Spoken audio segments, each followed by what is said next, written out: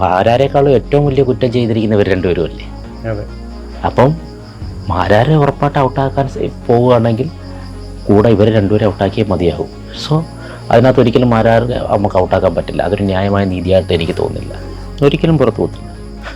പൊന്മുട്ടയിടുന്ന ഒരു താറാവ് മാത്രമേ ഉള്ളൂ അവിടെ. ഒരു ഓപ്ഷൻ പോലും വേറൊരാൾ അവിടെ ഇല്ല. അപ്പോൾ അതിൻ്റെ അടുത്ത് എങ്ങനെ കളയും? ഞാൻ സ്റ്റാറാവാൻ വേണ്ടിയിട്ട് വെറും 4 ദിവസമേ ഉള്ളൂ. അതിന് വേണ്ടി ഞാൻ സ്റ്റാറായിട്ട് ഇങ്ങനെ ഇറങ്ങാം, അഖിൽമാരെ കൊണ്ട് ഞാൻ ഇറങ്ങുകയാണ്. പിന്നെ എന്തോ ഈ ഷോ? ആ ഷോയുടെ ഒരു അല്പം ഡെഡിക്കേഷൻ പോലും എനിക്ക് വേണ്ടേ? ഷോ ഇല്ല, ജനങ്ങൾ പിന്നെ എന്തോ കാണുന്നത്? പുള്ളി നല്ലോണം കളിക്കുന്നെങ്കിൽ പുള്ളിയെ നമ്മൾ സപ്പോർട്ട് ചെയ്യാൻ വേണ്ടത്. കളിക്കാത്തവരെ ഇറക്കാനാണ് ഞാൻ ഇപ്പം നോക്കിയത്. കളിക്കാത്തവരെ ഇറക്കാൻ പറ്റുമെങ്കിൽ ഇറക്കുക എന്നുള്ളതാണ് എൻ്റെ ബലമായ സംശയം. നിങ്ങൾ അഖിൽമാരാറുടെ ആളാണോ എന്ന് കണ്ട. വളരെ മുതൽ അഖിൽമാരാർ എന്നൊരു അഖിൽമാരാർ, വിഷ്ണു, ശോഭ, ജുനൈസിൻ്റെ പേര് നമ്മൾ സെക്കൻഡിൽ തന്നെ പറയേണ്ടുള്ള കക്ഷിയാണ്. മാറ്റങ്ങൾ സംഭവിക്കുകയും റനീഷയും കയറാനുള്ള ഇത്രയുമാണ്. ഇനിയിപ്പം ഈ ഞാൻ നേരത്തെ പറഞ്ഞുള്ള ബിഗ് ബോസ് പ്രവചനാതീതമാണ്. ഒരു എതിരാളികളെ എതിരാളികളെ തളച്ചിട്ടിരിക്കുന്ന 2-3 പേരെ ഇട്ടിരിക്കുന്ന ഒരു കണ്ടസ്റ്റൻ്റായിട്ട് എനിക്ക് അഖിൽമാരാറെ തോന്നി. അദ്ദേഹം ഒരു ബ്രില്യൻ ഗെയിമറാണ്. പക്ഷേ അതിലും വലിയ ബ്രില്യൻ ഗെയിമേഴ്സ് ഇനി ഒരു സീസണിന് ഒരു അൾട്ടിമേറ്റായിട്ട് വരികയാണെങ്കിൽ എനിക്ക് മത്സരിക്കാൻ ആഗ്രഹമുള്ളവരെന്ന് പറയുന്നത് രജിത്തേട്ടൻ, ഈ റോബിൻ വലിയ കണ്ടസ്റ്റൻ്റ് ആയതുകൊണ്ടല്ല, പക്ഷേ പുള്ളിക്ക് മനസ്സിലാക്കി കൊടുക്കേണ്ട ഒരു കാര്യമുണ്ട് ബിഗ് ബോസ് എന്താണെന്നുള്ളത്. പിന്നെ സാബു, അഖിൽമാരാർ, ഇങ്ങനെ തുടങ്ങി കുറച്ച് പേര് ഒന്നിച്ചു വന്ന്, അതായത് ശക്തരുമായി പോരാടി ജയിക്കുന്നതിൻ്റെ സുഖം വേറെയാണ്. കഴിഞ്ഞ സീസണുകളിലെ നോക്കിക്കഴിഞ്ഞാൽ നിങ്ങൾക്കറിയാം, കപ്പ് നേടിയവരെ പലർക്കും ഓർമ്മയില്ല, അല്ലാത്തവരെയാണ് എല്ലാവർക്കും ഓർമ്മയുള്ളത്. അതായത് ഡോക്ടർ രജിത്തേട്ടൻ മുതൽ ഇങ്ങോട്ടുള്ള സീസൺ നിങ്ങളൊന്ന് ശ്രദ്ധിച്ചാൽ മതി. ഇപ്പോൾ ചലഞ്ചേഴ്സായിട്ട് പോയതും അങ്ങനെയുള്ളവരാണ്, കപ്പ് മേടിച്ചവരല്ല. അപ്പോൾ അങ്ങനെ ഒരു സംഭവമുണ്ട്. അപ്പോൾ ഒരു ഷോയ്ക്ക് പോകുമ്പോൾ നമ്മൾ മാക്സിമം ഡെഡിക്കേറ്റഡ് ആയിരുന്നു കഴിഞ്ഞാൽ കിട്ടാനുള്ളത് വരും. അതൊരു കപ്പിൽ മാത്രം ഒതുങ്ങുന്നതല്ല. ദ ബെസ്റ്റ് ആയിട്ടുള്ളവരാണ് ചലഞ്ചേഴ്സായിട്ട് വരുന്നത്. അപ്പോൾ ആ ബെസ്റ്റുകളിൽ ബെസ്റ്റ് ആവാൻ കഴിയുക എന്ന് പറയുന്നത് വളരെ സന്തോഷമുള്ള കാര്യമാണ്. അത് കഴിഞ്ഞ ഈ 3rd സീസണിൽ ഫിറോസിക്ക നമസ്കാരം. ഇപ്പോൾ ബിഗ് ബോസ് സീസൺ 5 ഒരു രാജകീയ തിരിച്ചുവരവ് നടത്തിയിരിക്കുകയാണ്. സീസൺ 3 ശേഷം ഇക്കയുടെ ഒരു എക്സ്പീരിയൻസും ഒക്കെ അറിയാനായിട്ട് ഇക്കയുടെ ഓഡിയൻസ്, ഇക്കയുടെ ഫാൻസ് ഒക്കെ വെയിറ്റ് ചെയ്തിരിക്കുകയാണ്. ഇക്കയ്ക്ക് എന്താണ് ഇപ്പോൾ നമ്മളോട് പറയാനുള്ളത്? സീസൺ 3 ഈ പറഞ്ഞതുപോലെ നമ്മൾ ജനങ്ങൾ ഔട്ടാക്കിയതല്ല, അതെല്ലാവർക്കും അറിയാം. ഏറ്റവും കൂടുതൽ വോട്ട് നിൽക്കുമ്പോൾ ഔട്ടായ ഒരാളാണ്. അപ്പോൾ തിരിച്ച് വീണ്ടും ബിഗ് ബോസിലേക്ക് വിളിച്ചപ്പോൾ തീർച്ചയായിട്ടും നമ്മുടെ ഒരു വിജയം തന്നെയാണ്, നമ്മുടെ ഓഡിയൻസിൻ്റെ വിജയം തന്നെയാണത്. കാരണം നമ്മളെ സ്നേഹിച്ചവരുടെ ഏറ്റവും വലിയൊരു വിജയമാണ്. അവരേറ്റവും കൂടുതൽ എന്നേക്കാൾ സന്തോഷിക്കുന്നത് അവരാണ്. അപ്പോൾ തീർച്ചയായിട്ടും അത് പ്രൗഡ് ഒരു മൂമെൻ്റാണ് 5 വിളിക്കുന്നത്. കാരണം അത് അവർക്ക് ഏറ്റവും കൂടുതൽ ഒരു പ്രൊഡക്റ്റാണ്, നമ്മളൊക്കെ പ്രൊഡക്ട്സാണ്. അപ്പോൾ ഏറ്റവും കൂടുതൽ ആ ബിസിനസ് ഫേമിന് സാമ്പത്തികം ഉണ്ടാക്കി കൊടുത്ത പ്രോഡക്റ്റ്സാണ് ഇപ്പോൾ ഈ ചലഞ്ചേഴ്സായിട്ട് വിളിച്ചവരെല്ലാം. ഓരോ സീസണിലെയും ഏറ്റവും കൂടുതൽ ശ്രദ്ധിക്കപ്പെട്ടവരെയാണ്. അത് തീർച്ചയായിട്ടും അഭിമാനത്തിന് അർഹമായ ഒരു സാധനമാണ്. പിന്നെ സൃഷ്ടാവിനോട് നന്ദി പറയുന്നു, ജനങ്ങളോട് നന്ദി പറയുന്നു, വിളിച്ച ടീമിനോട് നന്ദി പറയുന്നു. സീസൺ 5 ഏറ്റവും കൂടുതൽ പ്രേക്ഷക പിന്തുണയുള്ളത് അഖിൽമാരാർക്കാണ്. അദ്ദേഹം വിന്നറാവുന്ന ഏകദേശം ഉറപ്പിച്ച് കഴിഞ്ഞു. ഇപ്പോൾ 70ാമത്തെ ദിവസം എത്തി നിൽക്കുകയാണല്ലോ. അപ്പം ഈ ഫിറോസിക്ക ബിഗ് ബോസിലേക്ക് വരുന്നു, ചലഞ്ചറായിട്ട് വരുന്നു എന്ന് അറിഞ്ഞപ്പോൾ മുതൽ പുറത്തുള്ള ഒരു സംസാരം ഉറപ്പായിട്ടും അഖിൽമാരാറെ ആയിരിക്കും ടാർഗറ്റ് ചെയ്യുക, അദ്ദേഹത്തെ പ്രൊവോക്ക് ചെയ്യും, നിങ്ങൾ തമ്മിൽ ഫൈറ്റ് ഉണ്ടാവും, ഫിസിക്കൽ അസോൾട്ട് വരെ നടന്നേക്കാം, അദ്ദേഹം പുറത്തും, ആ രീതിയിലായിരുന്നു സംസാരം വന്നത്. അപ്പോൾ ഫിറോസിക്ക പുറത്തുനിന്ന് നോക്കിക്കണ്ട അഖിൽമാരാർ എങ്ങനെയായിരുന്നു? അപ്പോൾ അത്തരത്തിൽ എന്തെങ്കിലും ഒരു സിറ്റുവേഷൻ ഉണ്ടാകാനുള്ള സാധ്യത ഉണ്ടായിരുന്നു ബിഗ് ബോസിലേക്ക് ചെന്നപ്പോൾ? ആക്ച്വലി ഈ പുറത്തുനിന്ന് നോക്കിക്കാണുന്നതെന്ന് പറയുന്നത് ഈ ഒരിക്കലും നമ്മൾ പുറത്ത് കാണുന്ന കണക്കായിരിക്കില്ല അകത്ത് കാണുന്നത്. കാരണം എന്ന് പറഞ്ഞാൽ അതിൽ കുറേ മാറ്റങ്ങളുണ്ടാവും. പിന്നെ പൂർണ്ണമായ മാറ്റമല്ല, എന്തായാലും അതിൻ്റെ ഏകദേശ സാമ്യതയൊക്കെ ഉണ്ടാവും. നമ്മൾ അവിടെ ഒന്നും മനസ്സിലാക്കാനുള്ള, അവിടെ നിൽക്കുന്നത് എല്ലാവരും ഗെയിം കളിക്കാൻ വേണ്ടി വന്നതാണ്. നമ്മൾ ആദ്യം മനസ്സിലാക്കേണ്ടുള്ളൊരു കാര്യം അതാണ്. അല്ലാതെ ഇപ്പം അഖിൽമാരാറായിട്ട് വീട്ടിൽ വരുന്ന പറഞ്ഞാൽക്കോ കൂട്ടുകാരടുത്തോ അല്ല എന്നുള്ളൊരു ബോധ്യത്തിലാണ് നമുക്ക് ഇതിൻ്റെ തിരിച്ചറിവ് വരുന്നത്. അവിടെ ഒരു ഷോയാണ്, അതിൽ ഗെയിം കളിക്കാൻ വന്നതാണ്. അതിൽ അവരുടെ പല സ്ട്രാറ്റജീസ് അവർ ഉപയോഗിക്കും. അപ്പോൾ നമ്മൾ ഈ പറഞ്ഞ കണക്ക് നമുക്ക് ചെയ്യാനുള്ളതെന്ന് പറഞ്ഞാൽ ആ ഷോ നടന്നുകൊണ്ടിരിക്കുന്നതിനെക്കാട്ടി താഴേക്ക് കൊണ്ടുവരാനല്ല നോക്കേണ്ടത്, അതിനെ മുകളിലേക്ക് കൊണ്ടുവരാൻ എന്ത് ചെയ്യുക. അല്ല ഞാൻ ചെന്നപ്പോൾ എനിക്ക് ഷോ ഓഫ് ചെയ്ത് അതിനകത്ത് മേളിൽ നിൽക്കുന്ന ഒരാൾ അടിച്ചിടാനല്ല, ഒരിക്കലും ഞാൻ അങ്ങനെ കരുതില്ല. ഇപ്പോൾ അതിലിപ്പോൾ ഉദ്ദേശിച്ച അഖിൽ മാരാർ അതിൽ നല്ലൊരു ബ്രില്യൻ കണ്ടസ്റ്റൻ്റാണ്. പുള്ളിയെ ചെന്ന് ഞാനിട്ട് അടിച്ചിട്ട് കഴിഞ്ഞ് ഞാൻ കയറി വിജയിച്ചു കഴിഞ്ഞാൽ 4 വർഷത്തെ ഉള്ളൂ ഞാൻ എന്തോ ഷോയ്ക്ക്. അപ്പം ഞാൻ ഈ ഷോയോട് ചെയ്യുന്ന ഏറ്റവും വലിയ അനീതിയായിരിക്കും, ജനങ്ങളോട് ചെയ്യുന്ന അനീതിയായിരിക്കും. ഞാൻ സ്റ്റാർ ആവാൻ വേണ്ടിയിട്ട് വെറും 4 വർഷമേ ഉള്ളൂ, അതിന് വേണ്ടി ഞാൻ സ്റ്റാറായിട്ട് ഇങ്ങനെ ഇറങ്ങുമ്പോൾ അഖിൽമാരെ കൊണ്ട് ഞാൻ ഇറങ്ങുകയാണ്. പിന്നെ എന്തോ ഈ ഷോ, ആ ഷോയുടെ ഒരു അല്പം ഡെഡിക്കേഷൻ പോലും എനിക്ക് വേണ്ടേ? ഷോ ഇല്ല, ജനങ്ങൾ പിന്നെ എന്തോ കാണുന്നത്, പിന്നെ ചാനലിനുള്ള ഇത് പോയില്ലേ. അപ്പോൾ ആ പുള്ളി നല്ലോണം കളിക്കുന്നെങ്കിൽ പുള്ളിയെ നമ്മൾ സപ്പോർട്ട് ചെയ്യാൻ വേണ്ടത്, കളിക്കാത്തവരെ ഇറക്കാനാണ്. ഞാൻ ഇപ്പം നോക്കിയത് കളിക്കാത്തവരെ ഇറക്കാൻ പറ്റുമെങ്കിൽ ഇറക്കുക എന്നുള്ളതാണ്. മനസ്സിലായി. ഞാനിപ്പോൾ അങ്ങനെ ഇറക്കാൻ നോക്കിയില്ല സത്യത്തിൽ, ഒരു ശതമാനം പോലും കളിക്കാത്തവരെ ഇറക്കാൻ വേണ്ടി ഞാൻ നോക്കിയില്ല. പക്ഷെ അവർക്ക് വേണ്ട വളവും വീര്യവും കൊടുത്ത്, എന്നിട്ട് അതിൽ കൂടെ കേട്ടില്ലെങ്കിൽ ജനങ്ങൾ ഇറക്കിക്കോളൂ വരും. അതായത് പുറത്തുനിന്ന് കണ്ട അഖിൽ മാരാറും അതുപോലെ തന്നെ ബിഗ് ബോസ് ഹൗസിനുള്ളിലുള്ള അഖിൽ മാരാറും തമ്മിലുള്ള ഡിഫറൻസ് ഒക്കെ എന്താണ് തോന്നിയത്? അദ്ദേഹത്തിൻ്റെ ഒരു ക്യാരക്ടർ അല്ലെങ്കിൽ എന്താണ് തോന്നിയത്? സത്യത്തിൽ എനിക്ക് പുള്ളിയെടുത്ത് ഒരു ഗെയിമർ എന്ന രീതിയിൽ എനിക്കിഷ്ടം തന്നെയാണ്. കാരണം ഏതൊരു രീതിയിലായാലും ഒരാൾ ചർച്ച ചെയ്യപ്പെടുന്നുണ്ടെങ്കിൽ അത് അയാളുടെ വിജയമാണ് ആസ് എ ഗെയിമർ.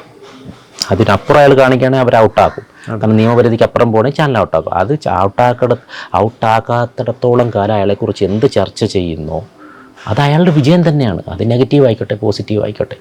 വെറുതെ ഉറങ്ങിക്കിടക്കുന്നതിനെ കുറിച്ച് ആരും ചർച്ച ചെയ്യത്തില്ല. മാങ്ങ ഉള്ള മാവിലെ കല്ലെറിയും. മനസ്സിലായി, അതാണ് അവിടെ സംഭവിക്കുന്നത്. അപ്പോൾ പുള്ളി പുറത്തുള്ള എങ്ങനെ അകത്തുള്ള എങ്ങനെയാണെന്ന് നമ്മളറിയില്ല. പുള്ളി നല്ലൊരു ഗെയിമറാണ്. എൻ്റെ ഓഫ് ദി ഡേ ഫിറോസിക്ക വന്നതിന് ശേഷം മുണ്ടുപൊക്കൽ വലിയ രീതിയിലുള്ള വിവാദം പുറത്തുണ്ടായല്ലോ. ശരിക്കും അത് അത്രത്തോളം ഒരു വിവാദമാക്കേണ്ട കാര്യമില്ലായിരുന്നു. അപ്പോൾ ആ സമയത്ത് ഈ അഖിൽ മാരാറെ വളഞ്ഞിട്ട് ആക്രമിക്കുന്ന രീതിയായിരുന്നു അവിടെ ഉണ്ടായിരുന്നത്. അപ്പോൾ ഫിറോസിക്ക ആ സ്പോട്ടിൽ തന്നെ ഉണ്ടായിരുന്നല്ലോ. അപ്പോൾ ഫിറോസിക്ക അഖിൽ മാരാറെ പൂർണ്ണമായിട്ട് പിന്തുണയ്ക്കുകയും അവിടെ കുറേ സംസാരങ്ങളൊക്കെ ഉണ്ടായിരുന്നല്ലോ. അപ്പോൾ ആ ഒരു സംഭവം ഒന്ന് പറയാമോ? മുണ്ട് വെക്കുന്നത് ഞാനും കൂടെ ഉണ്ടായിരുന്നു അവിടെ. അപ്പോൾ ശരിക്കും ഈ ഒരു പ്ലാറ്റ്ഫോമിൽ നമ്മൾ അത്ര ഒരു പ്രവൃത്തി മോശം തന്നെയാണ്. പിന്നെ അന്നേരം പുള്ളി പൊക്കിയതും പിന്നെ അതിനെ വേറൊരു തലത്തിൽ എത്തിച്ചതും പുള്ളിയുടെ കഴിവാണ്. യഥാർത്ഥത്തിൽ ഞാൻ ആദ്യമേ പറഞ്ഞു, ബിഗ് ബോസ് എന്ന് പറഞ്ഞൊരു പ്ലാറ്റ്ഫോമിൽ ചെറിയ കാരണങ്ങൾ മതി നമുക്ക് മുന്നോട്ടെടുത്തിട്ട് ഒരു ഗെയിമർ എന്ന രീതിയിൽ അദ്ദേഹത്തെ ഔട്ടാക്കാൻ. ഇപ്പോൾ ഒരുപക്ഷെ അയാൾ വേറൊരു ടോണിൽ ചെറിയ രീതിയിലൊരു തമാശയ്ക്ക് മുണ്ട് പൊക്കിയതായിരിക്കാം. അതിനെപ്പോലും വലുതായിട്ട് കാണിക്കാൻ പറ്റും മറ്റൊരു ഗെയിമർക്ക്. ഇതൊരു ഗെയിമാണ്. അതിനെ ഒരു വലിയ രീതിയിൽ സമീപിച്ച് മറ്റൊരു കാഴ്ചപ്പാടിൽ കണ്ട് അതിനെ അവതരിപ്പിച്ചെടുത്ത് ഔട്ടാക്കാൻ പറ്റും. അതിന് ഏറ്റവും വലിയ ഉദാഹരണമാണ് കഴിഞ്ഞ സീസണിലെ ഓരോ വ്യക്തികളെ ഔട്ടാക്കിയത്. രജിത്തേട്ടനെ വളരെ ഈ പച്ചമുഖത്ത് കണ്ണി തേച്ചാൽ കണ്ണ് കാണാൻ പറ്റത്തില്ല. യഥാർത്ഥത്തിൽ അതിനുശേഷം ആ കുട്ടി കണ്ണ് തുറന്നിരുന്നു. പക്ഷേ അതിനെ ഈ ബാക്കിയുള്ള കണ്ടസ്റ്റൻസ് കൈകാര്യം ചെയ്ത് അതിനെ വേറൊരു തലത്തിലെത്തിച്ചാണ് ഔട്ടാക്കിയത്. അതങ്ങനെയുള്ള കണ്ടസ്റ്റൻസ് ഇവിടെ ഇല്ല. യഥാർത്ഥത്തിൽ മറ്റൊരു സീസണോ അല്ലെങ്കിൽ മറ്റു എതിരാളികൾ ശക്തരായിരുന്നെങ്കിൽ ഈ മുണ്ടുപൊക്കുന്ന ഒറ്റ കാര്യം മതി പുള്ളിയെ, അതെങ്ങനെ ആയിക്കോട്ടെ, എത്ര ഡിഗ്രി പൊക്കിയോ അല്ലെങ്കിൽ അത് തമാശ പൊക്കിയോ അങ്ങനെ ആയിക്കോട്ടെ, അത് ഔട്ടാക്കാൻ പറ്റും. പക്ഷേ ഇവിടെ അത്രയും കേപ്പബിലിറ്റിയുള്ള ആൾക്കാരില്ല. ഇനി ഉണ്ടെങ്കിൽ തന്നെയും ഈ അഖിൽ മാരാർ എന്ന് പറയുന്ന വ്യക്തി അതിനെ ഒരു കൂളാക്കി വിടാൻ യോഗ്യതയുള്ളൊരു മനുഷ്യനാണ്. പക്ഷേ ഫിറോസിക്ക നെക്സ്റ്റ് ഡേ അഖിൽ മാരാർ എന്ന ഗെയിമറുടെ ഒരു ബ്രില്യൻസ് അല്ലെങ്കിൽ അദ്ദേഹത്തിന്റെ കഴിവ് എന്താണെന്ന് ജനങ്ങൾക്ക് ബോധ്യമായിട്ടുണ്ട്. കാരണം ഈ ഒരു സംഭവത്തിന് ശേഷം ഇതിൽ കൂടെ ഉണ്ടായിരുന്ന ജുനൈസ് ഈ സെയിം ആക്ട് റിപ്പീറ്റ് ചെയ്തുകൊണ്ട് മുണ്ട് പൊക്കി കാണിക്കുന്നു. അതുപോലെ തന്നെ കോടതി ടാസ്കുമായിട്ട് ബന്ധപ്പെട്ട് നാദിറ ഇട്ടിരുന്ന ഡ്രസ്സ് പൊക്കി കാണിക്കുന്നു. അപ്പോൾ നാളെ ഇതൊരു ക്വസ്റ്റ്യൻ വന്നാൽ അല്ലെങ്കിൽ ലാലേട്ടൻ ചോദ്യം ചെയ്തപ്പെട്ടാലും ഒക്കെ അദ്ദേഹത്തിന് ഇത് ചൂണ്ടിക്കാണിക്കാമല്ലോ, ഇതേ ആക്ട് ഇവരും റിപ്പീറ്റ് ചെയ്തു എന്നുള്ളത്. അപ്പോൾ ഇതിനെ എങ്ങനെ നോക്കിക്കാണുന്നു? ഈ ഒരു ആക്ടിൻ്റെ മേളിൽ, ഇതിപ്പോൾ ഒരു ആക്ടാണല്ലോ, ഇതൊരു ആക്ടിൻ്റെ മുകളിൽ ഇദ്ദേഹത്തെ ഔട്ടാക്കാൻ ശ്രമിക്കുകയാണെങ്കിൽ ഉറപ്പായിട്ടും അതിൻ്റെ കൂടെ ഈ 2 ആക്ട് ചെയ്തേ വരും. അതായത് ഇത് ഇത്രയും അദ്ദേഹത്തെക്കാൾ ഇതൊരു കുറ്റമെന്ന് സൂചിപ്പിച്ചവരാണ് ജുനൈസും നാദിറയും. അങ്ങനെയാണെങ്കിൽ ഉറപ്പായിട്ടും അതേ കുറ്റം തന്നെ അവർ ചെയ്തില്ലേ, അല്ലെങ്കിൽ അതിൻ്റെ മേളിലാണ് കുറ്റം ചെയ്തത്. ഇതൊരു കുറ്റമാണെന്ന് ആരോപിക്കുന്ന സാധനം അവർ ചെയ്ത് കഴിഞ്ഞു. മറ്റാൾ കുറ്റം അല്ല എന്ന് പറഞ്ഞാണ് ചെയ്തത്. ഇവർ കുറ്റം എന്ന പൂർണ്ണ ബോധ്യത്തോടെയാണ് ചെയ്തത്. അപ്പം മാരാരെക്കാളും ഏറ്റവും വലിയ കുറ്റം ചെയ്തിരിക്കുന്നവർ രണ്ടുപേരും അല്ലേ. അപ്പം മാരാരെ ഉറപ്പായിട്ട് ഔട്ടാക്കാൻ പോവുകയാണെങ്കിൽ കൂടെ ഇവർ രണ്ടുപേരെ ഔട്ടാക്കിയേ മതിയാകും. സോ അതിനകത്ത് ഒരിക്കലും മാരാർ നമുക്ക് ഔട്ടാക്കാൻ പറ്റില്ല. അതൊരു ന്യായമായ നീതിയായിട്ട് എനിക്ക് തോന്നുന്നില്ല. അതെ, ഇന്നത്തെ എപ്പിസോഡിന്റെ പ്രൊമോ വന്നതിന് ശേഷം പുറത്ത് വലിയ രീതിയിൽ ചർച്ചകൾ നടക്കുകയാണല്ലോ. ഇപ്പോൾ ശോഭയെ പറ്റി പുറത്തുള്ള ചില ബിസിനസ് സൂചിപ്പിച്ചാണ് ചെയ്യുന്നത് പറഞ്ഞ് ചില കാര്യങ്ങൾ എടുത്തുകൊണ്ട് ലാലേട്ടൻ ചോദ്യം ചെയ്യപ്പെടുന്നുണ്ട്. ഈ ഷോയിൽ നിന്ന് പുറത്തു പോയേക്കാം, അപ്പം അഖിൽ മാരാർ ഈ ഷോയിൽ നിന്ന് പുറത്താക്കാൻ ആ രീതിയിലുള്ള ചർച്ചകൾ വന്നു കഴിഞ്ഞു. അപ്പോൾ ഫിറോസിക്ക അതിനെ എങ്ങനെ എടുക്കുന്നു? ഒരിക്കലും പുറത്തു പോകത്തില്ല. പൊന്മുട്ടയിടുന്ന ഒരു താറാവ് മാത്രമേ ഉള്ളൂ അവിടെ. ഒരു ഓപ്ഷൻ പോലും വേറൊരാൾ അവിടെ ഇല്ല. അപ്പോൾ അതിൻ്റെ അടുത്ത് എങ്ങനെ കളയും? അത് വലിയൊരു മണ്ടത്തിലാണ്. അതുമല്ല അത്ര വലിയ അക്രമമൊന്നും അദ്ദേഹം ചെയ്തില്ല. ഈ മുണ്ടുവെക്കുന്നതിൻ്റെ ആക്ടിനും അല്ലാതെ ഞാൻ നേരത്തെ പറഞ്ഞ പോലെ ബാക്കി രണ്ടുപേരും ഇതേ പ്ലാറ്റ്ഫോമിൽ ഇരുന്നാണ് പൊക്കി കാണിച്ചത്. എന്തിൻ്റെ പേരില്ല, അല്ല തെറ്റാന്ന് അറിഞ്ഞുകൊണ്ട് എന്തിനാണ് റിപ്പീറ്റ് ചെയ്യുന്നത്? അങ്ങനെയാണെങ്കിൽ അത് ഇദ്ദേഹത്തിൻ്റെ ബുദ്ധിയാണ് അദ്ദേഹത്തെ കൊണ്ട് മറ്റവരെ കൊണ്ട് കൂടെ അത് ചെയ്യിപ്പിച്ചതെന്ന് പറയുന്നത്. അങ്ങനെ പോകണേ ഇവർ മൂന്നുപേരും പോകും. ഒരിക്കലും അഖിൽ മാരാർ ഈ ഒരു കാരണത്തിന് വേണ്ടി പുറത്താക്കുന്നതിനോട് എനിക്ക് ഒട്ടും യോജിപ്പില്ല, പുറത്താക്കത്തതുമില്ല. ഓക്കെ, അഖിൽ മാരാർ ഷിജു ഫ്രണ്ട്ഷിപ്പ്, അതിനെ ഫിറോസിക്ക എങ്ങനെ നോക്കിക്കാണുന്നത്, എന്താണ് പറയാനുള്ളത്? ആക്ച്വലി ഫ്രണ്ട്ഷിപ്പ് ഉണ്ട്, ഫ്രണ്ട്ഷിപ്പ് ഇല്ലെന്ന് പറയുന്നില്ല. പക്ഷേ ആ ഫ്രണ്ട്ഷിപ്പ് ആക്ച്വലി ഇതൊരു സ്ട്രാറ്റജിയാണ്. ആരുടെ? ഇദ്ദേഹത്തിൻ്റെ.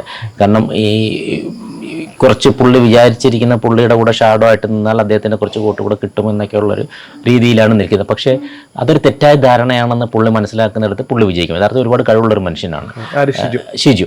പക്ഷേ അത് ഈ ഒരു ഷാഡോയിൽ അത് മുങ്ങിപ്പോവുകയാണ്. മറ്റ് ഗെയിമുകളൊക്കെ നോക്കിയിട്ട് അദ്ദേഹം ഒറ്റയ്ക്ക് പെർഫോം ചെയ്ത് എത്ര നല്ല ഗെയിംസുകളുണ്ട് അദ്ദേഹം ഒറ്റയ്ക്ക് നിന്ന് പോരാടിയിട്ടുള്ളത്. പക്ഷേ ഇപ്പം പുള്ളി ആ മാരാരുടെ തണലിലായിപ്പോയി എന്നുള്ളത് എനിക്ക് പറയുന്നത്. ഓക്കെ, ആ സ്ട്രാറ്റജി എന്തിൻ്റെ വിലയിൽ മോശമാണ്. ഓക്കെ, ഫിറോസിക്കയുടെ അഭിപ്രായത്തിൽ ഈ ടോപ്പ് 5 എത്തുന്ന കണ്ടസ്റ്റൻസ് ആരാണെന്നൊന്ന് പ്രഡിക്റ്റ് ചെയ്യാൻ പറ്റുമോ? അല്ലെങ്കിൽ ഉറപ്പായിട്ട് പ്രഡിക്റ്റ് ചെയ്ത് തരാം. അഖിൽ മാരാർ, വിഷ്ണു, ശോഭ, ജുനൈസ്. ജുനൈസിൻ്റെ പേര് നമ്മൾ സെക്കൻഡിൽ തന്നെ പറയേണ്ടുള്ള കക്ഷിയാണ്.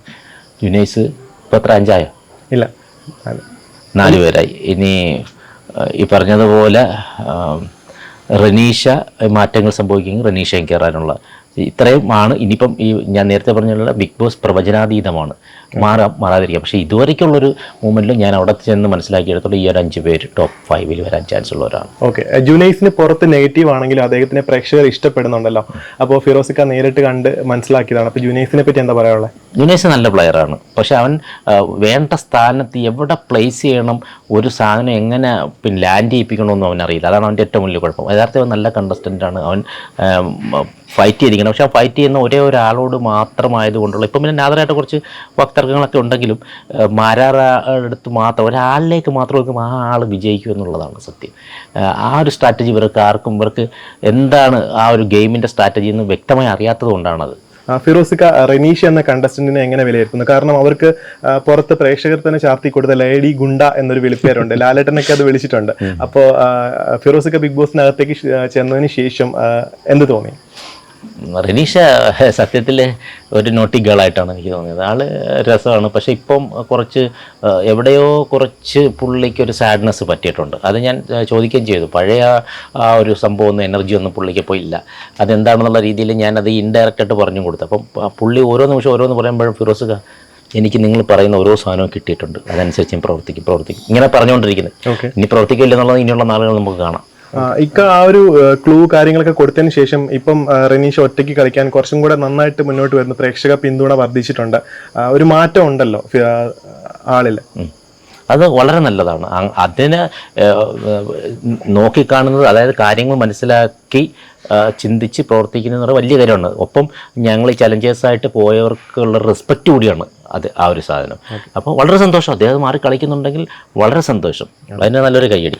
അതെ, തന്നെ ഈ പ്രേക്ഷകർക്ക് അറിയേണ്ട ഒരു കാര്യമാണ് അഖിൽ മാരാർ എന്ന മനുഷ്യനെ പറ്റി ഫിറോസിക്കയ്ക്ക് എന്താണ് പറയാനുള്ളത്? കാരണം ഫിറോസിക്കയ്ക്ക് ഈ ഷോയ്ക്ക് മുൻപേ അറിയാവുന്ന ഒരു വ്യക്തിയാണെന്ന് നമ്മൾ വിശ്വസിക്കുന്നു. അപ്പോൾ അഖിൽ മാരാർ എന്ന മനുഷ്യനെ പറ്റി ഫിറോസിക്കയ്ക്ക് എന്താണ് പറയാനുള്ളത്? എൻ്റെ ബലമായ സംശയം നിങ്ങൾ അഖിൽ മാരാറുടെ ആളാണോ എന്ന്. കണ്ടോ, വളരെ മുതൽ അഖിൽ മാരാർ എന്നൊരു ചോദ്യമേ ഉള്ളൂ. അല്ല, എല്ലാവരെയും കുറിച്ച് നമ്മൾ സംസാരിക്കണം. എന്നിട്ട് ജനങ്ങൾ തീരുമാനിച്ച് നല്ലൊരു ഗെയിമറെ തന്നെ എടുക്കണമെന്ന് തന്നെയാണ് എൻ്റെ തീരുമാനം. ആരാണോ നല്ല ഗെയിം കളിക്കുന്നത് അയാൾക്ക് തന്നെ കിട്ടാവും എന്ന് വിശ്വസിക്കുന്ന ഒരാളാണ്. അപ്പം ചോദ്യത്തിൻ്റെ ഉത്തരവെന്ന് പറയുന്നത് അഖിൽ മാരാർ ആക്ച്വലി എനിക്ക് നേരത്തെ പരിചയമില്ല പുള്ളിയെ. എനിക്ക് നേരത്തെ പുള്ളി യാതൊരു പരിചയമില്ല. അവിടെ ചെന്നിട്ടാണ് ഞാൻ പരിചയപ്പെടുന്നത്. എനിക്ക് നല്ലൊരു വ്യക്തിയായിട്ടാണ് അദ്ദേഹത്തെ ഫീൽ ചെയ്തത്. അദ്ദേഹത്തെ മാത്രമല്ല, അവിടെ എല്ലാവരും എനിക്ക് നല്ല വ്യക്തികളായിട്ടാണ്. കാരണം എനിക്ക് കൂടുതൽ നമുക്ക് ഈ ഒരു 4 ദിവസം കൊണ്ട് അങ്ങനെ ജഡ്ജ് ചെയ്യാനും പറ്റത്തില്ല. ഇനി എനിക്ക് കൂടുതൽ നമുക്ക് പുറത്തോട്ടിറങ്ങുമ്പോൾ നമുക്ക് കൂടുതലായിട്ട് അടുക്കുമ്പോഴാണ് ഇവരെന്തൊക്കെയാണെന്ന് മനസ്സിലാക്കുക. അപ്പോൾ ഇത്രയും ദിവസത്തെ ഒരു ഇത് വെച്ചിട്ട് ഞാൻ അവിടെ നിന്ന് അത്രത്തോളം ദിവസത്തെ വെച്ചിട്ട് നല്ല മനുഷ്യൻ തന്നെയാണ് അദ്ദേഹം. മാത്രമല്ല അവിടെയുള്ള ബാക്കി എല്ലാവരും നല്ല മനസ്സിന് ഉടമകളായിട്ടുള്ളവരാണ്. ബിഗ് ബോസ് പോലൊരു ഷോ ഞാൻ നേരത്തെ പറഞ്ഞ പോലെ പ്രവചനാതീതമാണ്. എന്തും എപ്പോഴും സംഭവിക്കാം. നമ്മൾ വിചാരിക്കുന്നവർക്ക് ആയിരിക്കില്ല ചിലപ്പോൾ. അതാണല്ലോ കഴിഞ്ഞ ഓരോ സീസണും നമ്മൾ തെളിയിക്കുന്നത്. ചിലപ്പോൾ വിചാരിച്ചവർക്ക് തന്നെ കിട്ടാം. പക്ഷേ അവിടെ അഖിൽമാരാറ് മുന്നിൽ നിൽക്കുന്നത് കൊണ്ട് ബാക്കിയുള്ളവർ എല്ലാം മോശമെന്ന് പറയാൻ ഞാൻ ആളല്ല. മോശമായ കണ്ടസ്റ്റൻസ് ഉണ്ട്. പക്ഷെ ഒരു 2-3 പേര് ഇപ്പോഴും വിചാരിച്ചു കഴിഞ്ഞാൽ ഇതിൻ്റെ മുകളിൽ പോകും. പക്ഷെ അവർ ആ കാര്യങ്ങളെ റിയലൈസ് ചെയ്യണം. കാര്യങ്ങൾ എന്താണ്, അവിടെ നടക്കുന്നത് എന്താണ്, അങ്ങനെ ഓരോ കാര്യവും റിയലൈസ് ചെയ്ത് അവരുടെ ഉള്ളിലുള്ള ഫയർ പുറത്തെടുക്കുകയാണെങ്കിൽ ഒരുപക്ഷെ ഈ പറഞ്ഞ കാര്യങ്ങളെല്ലാം മാറി അവസാന നിമിഷം. അപ്പോൾ അങ്ങനെയാണെങ്കിൽ ഒരിക്കലും ഈ പറഞ്ഞതുപോലെ ഈ അഖിൽമാരാർ എന്നുള്ള ഇത് മാറിയിട്ട് വേറൊരാളിലേക്ക് വരാം. പക്ഷേ ഞാൻ വരുന്നത് വരെയുമുള്ളൊരു സിറ്റുവേഷനിൽ വെച്ച് നോക്കുകയാണെങ്കിൽ, കാരണം നമ്മൾ ഒരു ഒരു ഫയർ കൊടുത്തിട്ടുണ്ട്. ആ ഫയറിന് പ്രവർത്തിക്കാൻ ഒരു ടൈമുണ്ട്. അപ്പോൾ അത് അവർ എടുത്തിട്ടുണ്ടെങ്കിൽ അത് പ്രവർത്തിച്ചോളും. പക്ഷേ ഞാൻ വരുന്നവർ ആ ഫയർ കൊടുത്തുകൊണ്ടിരുന്നതാണ്. അതുവരെ എനിക്ക് മനസ്സിലാക്കാൻ കഴിഞ്ഞത് അവിടുത്തെ ഏറ്റവും ശക്തനായ ഒരു എതിരാളികളെ തളച്ചിട്ടിരിക്കുന്ന, എതിരാളികളില്ലെന്നല്ല, എതിരാളികളെ തളച്ചിട്ടിരിക്കുന്ന 2-3 പേര് ഇട്ടിരിക്കുന്ന ഒരു കണ്ടസ്റ്റൻ്റായിട്ട് എനിക്ക് അഖിൽമാരാറെ തോന്നി. അദ്ദേഹം ഒരു ബ്രില്യൻ ഗെയിമറാണ്. പക്ഷേ അതിലും വലിയ ബ്രില്യൻ ഗെയിമേഴ്സ് അവിടെ ഉണ്ട്. പക്ഷേ അത് അവർ എടുക്കേണ്ട സമയത്ത് എടുക്കണം. കാരണം ഒരുപാട് സമയമൊന്നും ഇനി ഇല്ല. അവരെന്തെങ്കിലും എടുത്തിട്ട് കാര്യമില്ല.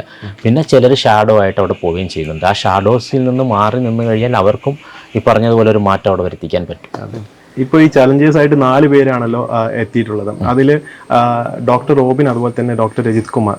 പക്ഷേ ഇവരൊക്കെ വന്നതിൽ ഉപരി റേറ്റിംഗ് കൂടിയത് ഉറപ്പായിട്ടും ഫിറോസിക്ക വന്ന ആ ഒരു ദിവസം മുതലാണെന്ന് പറയുന്നുണ്ട്. കാരണം അത്രമാത്രം എൻ്റർടൈനിങ് ആയ ഷോ. പ്രേക്ഷകർ എന്താണോ പ്രതീക്ഷിച്ചത് അതിലുപരി ഫിറോസിക്കയ്ക്ക് അവിടെ കൊടുക്കാൻ സാധിച്ചു എന്ന് പറയുന്നുണ്ടല്ലോ. അപ്പോൾ ഈ പുറത്ത് വന്ന് ഇതൊക്കെ അറിയുമ്പോൾ എന്താണ് തോന്നിയത്? വളരെ സന്തോഷമാണ്. കാരണം ഇത്രയും ഈ ചലഞ്ചേഴ്സായിട്ട് വരുന്നത് ദ ബെസ്റ്റ് ആയിട്ടുള്ളവരാണ് ചലഞ്ചേഴ്സായിട്ട് വരുന്നത്. അപ്പോൾ ആ ബെസ്റ്റുകളിൽ ബെസ്റ്റ് ആവാൻ കഴിയുക എന്ന് പറയുന്നത് വളരെ സന്തോഷമുള്ള കാര്യമാണ്. അത് കഴിഞ്ഞ ഈ 3rd സീസണിൽ ഞാനെടുത്ത ഹാർഡ് വർക്കിൻ്റെ ഒരു ഫലം കൊണ്ടാണ് സത്യത്തിൽ ഈ സീസണിൽ വരാൻ സാധിച്ചത് തന്നെ. ഈ സീസണിലും എന്നെ ഏൽപ്പിച്ച, അതായത് ഞാനൊരു ഗെയിമറല്ല, ഒരു ചലഞ്ചറാണ്. ഗെയിമറേക്കാൾ കുറച്ചുകൂടെ റിസ്ക്കാണ് ചലഞ്ചറായിട്ട് പോകുക എന്നുള്ളത്. കാരണം അതിവേഗത്തിൽ പോയിക്കൊണ്ടിരിക്കുന്ന ഒരു വണ്ടിയിൽ ചാടിക്കയറുന്ന പോലെയാണ്. അപ്പോൾ തീർച്ചയായിട്ടും വളരെ സന്തോഷമുള്ള ഒരു കാര്യമാണ് ഈ ചലഞ്ചറായിട്ട് ഇതിൽ കയറാൻ സാധിച്ചത്. അപ്പോൾ അത് നല്ലത് തന്നെ. ഈ നമ്മളിപ്പോൾ കാണുന്നതാണ് സോഷ്യൽ മീഡിയയിലൊക്കെ ഒരുപാട് പോളുകളൊക്കെ നടക്കാറുണ്ട്. അപ്പോൾ രജിത് കുമാർ, അതുപോലെ തന്നെ റോബിൻ, ഫിറോസിക്ക, അതുപോലെ തന്നെ റിയ സലീം, ഈ 4 പേരും ഒരുമിച്ച് ചേർത്തൊരു പോളിംഗ് ഒക്കെ യൂട്യൂബിലും ഫേസ്ബുക്കിലൊക്കെ നടന്നിട്ടുണ്ട്. ഇവരെക്കാളൊക്കെ മുകളിൽ 60%, അതായത് 100-ൽ 60% ഫിറോസിക്കയ്ക്ക് തന്നെയാണ് ഏറ്റവും മുൻതൂക്കം. അതായത് ഓഡിയൻസ് ലക്ഷക്കണക്കിന് ആളുകൾ വോട്ട് ചെയ്തിരിക്കുന്നത്. കാരണം ഫിറോസിക്കയാണ് ഒരു ബെസ്റ്റ് ചലഞ്ചറായിട്ട് അവർ വന്നു എന്നാണ് അവരുടെയൊക്കെ ഒരു വിലയിരുത്തൽ. ഫിറോസിക്ക ഇതൊക്കെ പുറത്ത് വന്ന് ഇതൊക്കെ അറിഞ്ഞപ്പോൾ കുറച്ചു മുമ്പ് തന്നെ പറഞ്ഞ കാര്യമാണ്. അപ്പോൾ ഇത്രത്തോളം ആളുകൾ ഫിറോസിക്കാനെ സ്നേഹിക്കുന്നുണ്ട് അല്ലെങ്കിൽ മിസ് ചെയ്യുന്നുണ്ടെന്നൊക്കെ അറിഞ്ഞപ്പോൾ ഭയങ്കര സന്തോഷം. കാരണം ആരാണ് മറ്റൊരാളുടെ സ്നേഹം ഇഷ്ടപ്പെടാത്തതായിട്ടുള്ളത്? അപ്പോൾ തീർച്ചയായും നമ്മൾ ചെയ്യുന്ന കർമ്മത്തിൻ്റെ ഒരു ഫലമായിട്ടാണ് ഞാൻ കാണുന്നത്. തീർച്ചയായും എല്ലാത്തിലും പോസിറ്റീവും നെഗറ്റീവും ഉണ്ട്, എല്ലാ കാര്യങ്ങളിലും. കഴിഞ്ഞ 3rd സീസണിൽ ഞാൻ പോയപ്പോൾ പോസിറ്റീവും ഒപ്പം നെഗറ്റീവും ഉണ്ടായിരുന്നു. പക്ഷേ ഇപ്പോൾ ഈ ഒരു ഇതിൽ പോയപ്പോഴത്തേക്ക് നെഗറ്റീവിൻ്റെ അംശം കുറവാണ്. എല്ലാത്തിലും പോസിറ്റീവ് നെഗറ്റീവ് ഉണ്ട്. പക്ഷേ നെഗറ്റീവ് പറയുന്നത് എന്തിന് ചെയ്താലും നെഗറ്റീവ് പറയുന്നവരുണ്ട്. പക്ഷേ ഇതിനകത്ത് നെഗറ്റീവുകൾ പറയുന്നവരുടെ കുറവാണ്, അംഗങ്ങൾ കുറവാണ്. പോസിറ്റീവാണ് ഏറ്റവും കൂടുതലായിട്ട് കേൾക്കാൻ കഴിയുക. അത് തീർച്ചയായിട്ടും അഭിമാനകരമോ സന്തോഷകരവുമായിട്ടുള്ള ഒരു കാര്യമാണ്.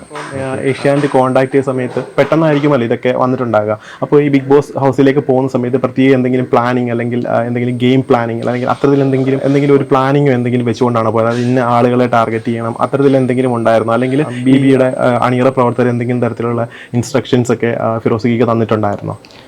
അതായത് ആദ്യം തന്നെ മനസ്സിലാക്കാനുള്ളത്, ഞാൻ പല വേദികളിലും പറഞ്ഞിട്ടുള്ള സംഭവമാണ്, ഈ ഒരു ഷോ എന്ന് പറയുന്നത് മറ്റൊരു ഷോയും പോലെയല്ല.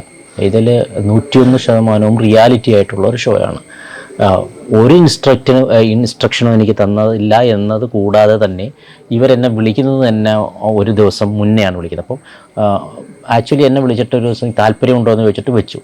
ഞാൻ താല്പര്യമുണ്ട് കാര്യങ്ങളൊക്കെ പറഞ്ഞ് പിന്നെ നോക്കട്ടെ എന്ന് പറഞ്ഞ് വെച്ചിട്ട് പിന്നെ അവർ അതിനെക്കുറിച്ച് അനക്കമില്ല. പിന്നെ ഒരു ദിവസം മുന്നേ എൻ്റെ അടുത്ത് വിളിച്ചിട്ട് പറയാണ്, അപ്പം നാളെയാണ് ഇതാണ് നിങ്ങൾക്ക് ഫ്ലൈറ്റ് ടിക്കറ്റ് ഇതൊക്കെയാണ് കയറിക്കുമെന്നങ്ങ് പറയുകയാണ്. അപ്പോഴത്തേക്ക് ഞാൻ മറ്റു പല സംഭവങ്ങളിൽ അതൊക്കെ മാറ്റി വെച്ചിട്ട് പോയി അവിടെ ചെന്ന് ഇറങ്ങുമ്പോഴും ഞാൻ ഒരു സൺഡേ ആണ് കയറുന്നത്, രാവിലെ കയറി. സാറ്റർഡേ ആണ് അവർ പറഞ്ഞത്, സൺഡേ എല്ലാം ക്ലിയറായി കയറുന്നു. സൺഡേ അവിടെ ചെന്ന് ഇറങ്ങിയപ്പോൾ ഞാൻ വിചാരിച്ചു അടുത്ത ദിവസമാണ് കയറേണ്ടത്. പക്ഷെ അന്ന് തന്നെയാണ് എന്നെ കയറ്റിയത്. അവിടെ ഫ്ലൈറ്റിൽ ചെന്നിറങ്ങിയിട്ട് നേരെ അവരുടെ ഒരു വണ്ടി വന്ന് വിളിച്ചിട്ട് നേരെ ക്യാരവാനകത്ത് കെട്ടി. ക്യാരവാനകത്ത് നിന്ന് പിന്നെ ബ്ലൈൻഡ് കെട്ടിയിട്ട്, ഇതൊക്കെ മണിക്കൂറിനുള്ളിൽ സംഭവിക്കുന്നതാണ്. നേരെ വാച്ചും എല്ലാ സാധനങ്ങളും ഊരി വെപ്പിച്ചു, മൊബൈല് മേടിച്ചു. എന്നിട്ട് നമ്മൾ കൈ കരുതി ഡ്രസ്സുകൾ അവരെ കൊടുക്കണം. ആ ഡ്രസ്സ് പിന്നീട് അങ്ങ് കൺഫെഷൻ റൂമിൽ വരുത്തതേ ഉള്ളൂ, സ്റ്റോർ റൂമിൽ വരുത്തതേ ഉള്ളൂ. എന്നിട്ട് അവർ നേരെ ഒരു വണ്ടിയിൽ കയറ്റിയിട്ട് അവിടെ ചെന്നിറങ്ങി കണ്ണിൻ്റെ ഈ ബ്ലൈൻഡ്സ് മാറ്റിയപ്പോഴത്തേക്ക് റിയാസും ഉണ്ടായിരുന്നു. റിയാസിൻ്റെയും ബ്ലൈൻഡ്സ് ഞങ്ങൾ രണ്ടുപേരും അങ്ങനെ അപ്പോഴാണ് ഞങ്ങൾ കാണുന്നത്, ആ ഡോർ തുറക്കുന്നതിന് മുന്നേ. അങ്ങനെയാണ് അകത്തേക്ക് ആദ്യം റിയാസ് തന്നെ അങ്ങ് കയറി, സെക്കൻഡ് ഞാനും കയറി.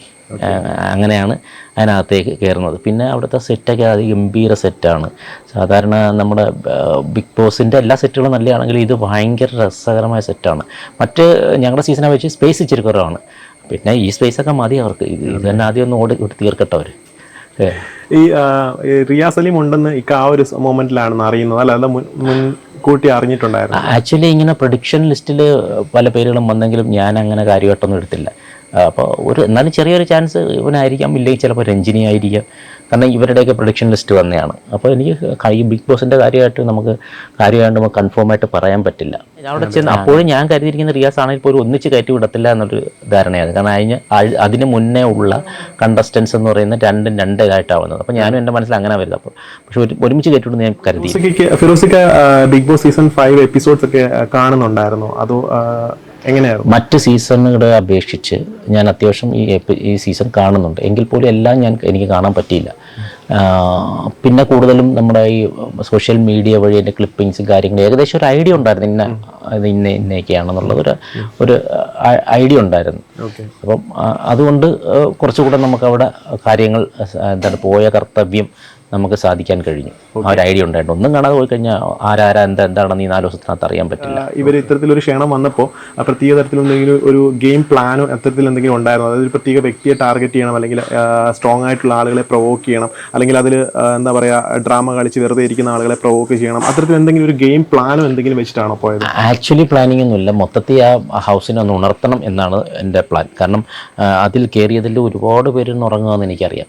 അപ്പോൾ ഗെയിം കളിക്കുന്നത് ഈ പറഞ്ഞ കണക്ക് 1 2 മാക്സിമം പോയാൽ 3 വരെ ഗെയിം ഉള്ളതെന്ന് നമുക്ക് പുറത്തുനിന്ന് കാണുമ്പോൾ തന്നെ അറിയാൻ പറ്റും.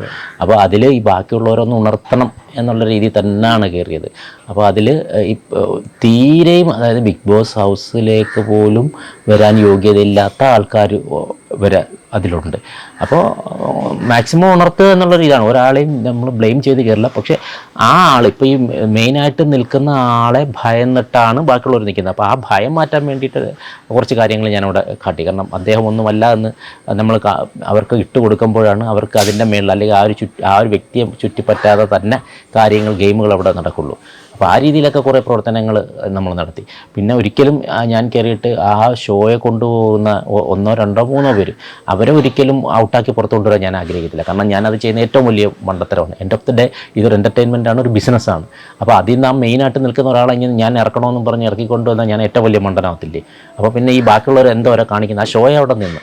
അപ്പോൾ അതൊരിക്കലും കാണിക്കില്ല. പക്ഷേ ബാക്കിയുള്ളവരെ കൂടെ കൊണ്ട് നമ്മൾ കളിപ്പിക്കുക എന്നുള്ളത് അതായിരുന്നു എൻ്റെ ഒരു ഉദ്ദേശം. ഇപ്പോൾ സീസൺ 5 ചലഞ്ചറായിട്ട് ആദ്യം ബിഗ് ബോസ് ഹൗസിലേക്ക് എൻ്റർ ആയത് ഡോക്ടർ റോബിൻ ആയിരുന്നു. അപ്പോൾ റോബിൻ വന്നപ്പം വളരെ പ്രതീക്ഷ ഉണ്ടായിരുന്നു ഓഡിയൻസിന്. പക്ഷേ റോബിൻ ഒരു തണുപ്പൻ സമീപനമായിരുന്നു എടുത്തിട്ടുണ്ടായിരുന്നത്. എല്ലാവരുമായിട്ടും സംസാരിച്ച് ചിരിച്ച് കളിച്ച് ആ ഒരു രീതിയായിരുന്നു എടുത്തിട്ടുണ്ടായിരുന്നത്. പക്ഷേ എൻഡ് ഓഫ് ദി ഡേ അവസാന ദിവസം അദ്ദേഹം അവിടെ ഒരു സംഭവം ഉണ്ടാവുന്നു, ഒരു സംഭവം ക്രിയേറ്റ് ആവുന്നു. അഖിൽ മാരാർ ജുനൈസ് തമ്മിൽ ഒരു ഫിസിക്കൽ അസോൾട്ടിന് വക്കിലെത്താം. പക്ഷേ അതൊരു ഫിസിക്കൽ അസോൾട്ട് അല്ലെന്ന് പ്രേക്ഷകരും ബിഗ് ബോസ് ഹൗസും അതുപോലെ തന്നെ ലാലേട്ടനൊക്കെ തീരുമാനം എടുത്തിട്ടുണ്ടല്ലോ. അതായത് ഒരു ഫിസിക്കൽ അസോൾട്ട് അല്ല, ജസ്റ്റ് ഷോൾഡർ വെച്ച് ജസ്റ്റ് ഒന്ന് തള്ളിയതാണ്. പക്ഷേ അതിൻ്റെ ഒരു ഫിസിക്കൽ അസോൾട്ടാക്കി വരുത്തി തീർത്ത് ജുനൈസിനോട് ഈ റോബിൻ എന്തൊക്കെ പറയുന്നു. പിന്നീട് ഈ അഖിൽ മാരാറേയും അതുപോലെ തന്നെ ജുനൈസിനെ കൺഫെഷൻ റൂമിലേക്ക് വിളിച്ചിട്ട് അവർ കൈ കൊടുത്ത് സൗഹൃദപരമായിട്ട് പിരിയുന്നു. പിന്നീട് യാതൊരു തരത്തിലും അഖിൽ മാരാർക്കെതിരെ ഒരു തീരുമാനം ബിഗ് ബോസ് എടുക്കുന്നില്ല എന്നൊക്കെ മനസ്സിലാക്കിയ റോബിൻ അവിടെ വളരെ വയലന്റ് ആണ്. അദ്ദേഹം ഈ 3 ദിവസം നിന്ന രീതിയിൽ നിന്നൊക്കെ വ്യത്യസ്തമായി അവിടെ വളരെ വയലന്റ് ആയിട്ട് അവിടെ ബിഗ് ബോസിനെ കുറ്റം പറയുന്നു, വളരെ വയലന്റ് ആയിട്ട് ബിഹേവ് ചെയ്യും. ബിഗ് ബോസ് വളരെ വേഗം കൺഫെഷൻ റൂമിലേക്ക് വിളിച്ചിട്ട് അദ്ദേഹത്തിന്റെ ഈ പ്രവൃത്തികളെ അപലപിച്ചുകൊണ്ട് അദ്ദേഹത്തെ പുറത്താക്കുകയാണ് ചെയ്യുന്നത്. അതായത് രണ്ടാമതും പുറത്താക്കുന്നു. അതിനുശേഷം അദ്ദേഹം എയർപോർട്ടിൽ വന്നിട്ട് ബിഗ് ബോസിനെയും അതുപോലെ തന്നെ ഈ ഷോയുടെ അണിയറ പ്രവർത്തകരെയും ഈ ഷോയെയും ഏഷ്യാനെറ്റിനെ ഒക്കെ തള്ളി പറയുകയും വളരെ മോശമായിട്ട് പറയുകയുമായുള്ള ഉണ്ടായത്. അപ്പം അതിനുശേഷം പിന്നീട് നടന്ന കാര്യങ്ങളൊക്കെ നമ്മൾ കണ്ടതാണ്. അപ്പം ആ സംഭവമൊക്കെ ഫിറോസിക്ക അറിഞ്ഞിട്ടുണ്ടാകുമല്ലോ. അപ്പോൾ അതിനെ എങ്ങനെ വിലയിരുത്തുന്നു? അതിനെപ്പറ്റി എന്താണ് ഫിറോസിക്കയുടെ ഒരു അഭിപ്രായം? ഞാൻ വേറെ ചോദ്യം അങ്ങോട്ട് ചോദിക്കാം. ഇപ്പോൾ എന്നെ ആദ്യം അവർ ഔട്ടാക്കി, രണ്ടാമതും എന്നെ വിളിച്ച്, രണ്ടാമതും എന്നെ പുറത്താക്കുന്നു. എന്തായിരിക്കും എൻ്റെ ഒരു പ്രതികരണം? സിമ്പിളായിട്ട് ചിന്തിച്ചു നോക്ക്. ഒരു വ്യക്തിയെ വിളിച്ചു, അവർ പുറത്താക്കി, രണ്ടാമതും വിളിച്ച് പുറത്താക്കി. അപ്പോൾ ആ പുറത്താക്കുന്ന കാരണത്തേക്കാൾ ഉപരി ആ വ്യക്തിയുടെ കാര്യം പറഞ്ഞു. ആ പുറത്താക്കുന്ന കാരണം സ്ട്രോങ് ആണ്, അത് വളരെ കറക്റ്റായ കാര്യമാണ് പുറത്താക്കിയത്. പക്ഷെ ആ കാരണത്തേക്കാൾ ഉപരി അദ്ദേഹം നാണം കെടുകയാണ് അവിടെ. ആ നാണക്കേട് വഴി ഒരുക്കിയത് അദ്ദേഹമാണെന്ന് മറന്നു പോവുക. നാണം കെട്ടിട്ടാണ് ഏറ്റവും കൂടുതൽ നാണക്കേട് പിടിച്ചൊരു സംഭവമാണ്. അപ്പോൾ എന്ത് ചെയ്യും? മറ്റൊരാളെ പഴി, ആ നാണക്കേട് വരാതിരിക്കാൻ അവർ ഡിഫെൻഡ് ചെയ്യുന്നൊരു മെത്തേഡാണ് ഇപ്പോൾ ഈ കണ്ടുവരുന്നത്. അതായത് ആ ഒരു ചാനലിനെ എന്തുകൊണ്ടാണ് അദ്ദേഹം ആദ്യം, അതായത് ഈ 4th സീസണിൽ വന്ന് പുറത്തിറങ്ങിയപ്പോൾ ഒരുപാട് ആരാധകരുണ്ട്, എന്തുകൊണ്ട് ഒരു കുറ്റം പോലും ഏഷ്യാനെറ്റിനെ പറഞ്ഞിട്ടില്ലല്ലോ? ഇതേ ഏഷ്യാനെറ്റ് തന്നെ അല്ലായിരുന്നു അന്ന്, ഇതേ ക്രൂ തന്നെ അല്ലായിരുന്നു അന്ന്, ഒരു കുറ്റം പോലും അദ്ദേഹം ഒന്നും പറഞ്ഞിട്ടില്ലല്ലോ. കാരണം അന്ന് അദ്ദേഹത്തിന് ജനപിന്തുണയും കാര്യങ്ങളും ഭയങ്കര ഹൈപ്പിൽ ഇറങ്ങിയതുകൊണ്ട്. മനസ്സിലായി? ഇപ്പം പോയപ്പോഴത്തേക്ക് പുള്ളി ആവശ്യമില്ലാത്ത പ്ലാറ്റ്ഫോം അറിഞ്ഞ് കളിക്കാതെ ഗെയിമറായിട്ടല്ല പോയത്. പുള്ളി പോയത് ഒരു ചലഞ്ചറായിട്ടാണ്. പുള്ളി അത് മറന്നുപോയി. പുള്ളി ഗെയിമറായിട്ട് നിൽക്കുന്നത്, എന്നാൽ പോലും നിൽക്കാണ്ടാത്ത രീതിയിലേക്ക് പുള്ളി മാറിപ്പോയി. അപ്പം പിന്നെ പിടിച്ചിറക്കൽ നിവൃത്തിയുള്ളൂ. അപ്പോൾ പുള്ളി നാണം കെട്ട്. അപ്പോൾ അതിനെ ഓവർകം ചെയ്യാൻ വേണ്ടിയിട്ട് പറഞ്ഞു. അത് നമുക്ക് ചിന്തിക്കാവുന്ന ഒരു കാര്യമല്ലേ ഉള്ളൂ. അപ്പോൾ അത് അഖിൽമാരെ പുറത്താക്കുന്ന ലക്ഷ്യത്തോടെയാണ് അദ്ദേഹം. കാരണം അത് തന്നെ അദ്ദേഹത്തിൻ്റെ ഏറ്റവും മണ്ടത്തരമായ ഒരു ഡിസിഷനാണ്. ഒരു സീസണിൽ ഏറ്റവും നല്ലൊരു ഗെയിമറെ പുറത്താക്കാൻ മറ്റൊരു ഗെയിമറിന് സാധിക്കും. ഒരു ഗെയിമറിനെ മിടുക്കാണ് അങ്ങനെ ആണെങ്കിൽ. പക്ഷേ ഇവിടെ സംഭവിച്ചതെന്ന് പറഞ്ഞാൽ ഒരു ഗെയിമറല്ല, ഒരു ചലഞ്ചറിൻ്റെ ഡ്യൂട്ടി എന്ന് പറയുന്നത് ആ ഷോയെ കുറച്ചുകൂടെ അപ്പ് ചെയ്യിപ്പിക്കാൻ നോക്കുകയാണ്. മനസ്സിലായി? ഒരിക്കലും താഴേക്ക് കൊണ്ടുപോകാനല്ല, ആ ഷോയെ അപ്പ് ചെയ്ത് കുറച്ചുകൂടെ എൻ്റർടൈൻ ആക്കി കുറച്ചുകൂടെ അവിടെ തീയിട്ടൊക്കെ വരാൻ വേണ്ടിയിട്ടാണ് ഒരു ചലഞ്ചറിനുള്ള ഡ്യൂട്ടി എന്ന് പറയുന്നത്. അത് മനസ്സിലാക്കാതെ ഒരു ഗെയിമറെ പോലെ പെരുമാറിയിട്ട് അവിടെ നല്ലോണം ഗെയിം കളിക്കുന്ന ഒരാളെ കൂടെ കൊണ്ട് പുറത്തിറങ്ങി കഴിഞ്ഞാൽ ആ ചിന്ത തന്നെ ഏറ്റവും വലിയ മോശമല്ലേ? അവിടെ ആ ചിന്തിച്ചെടുത്ത് പുള്ളി തോറ്റു എന്നുള്ളതാണ്. ആ തോൽവിയാണ് നമ്മളിപ്പം കണ്ടത്. നമുക്ക് ഒരു പരിധി വരെയൊക്കെ എല്ലാവരെയും പറ്റിക്കാൻ പറ്റും ജനങ്ങൾ, പക്ഷെ ഒരു പരിധിക്കപ്പുറം പറ്റിക്കാൻ പറ്റില്ല. അത് പ്രകൃതി നിയമമാണ്. അതുപോലെ തന്നെ ഫിറോസിക്ക ഒരു 100% ബിഗ് ബോസ് മെറ്റീരിയൽ ആണെന്ന് പ്രേക്ഷകർ ഒന്നടങ്കം പറയുന്നുണ്ട്. അപ്പോൾ ഫിറോസിക്ക ഇപ്പം 5ാമത്തെ സീസൺ ആണല്ലോ.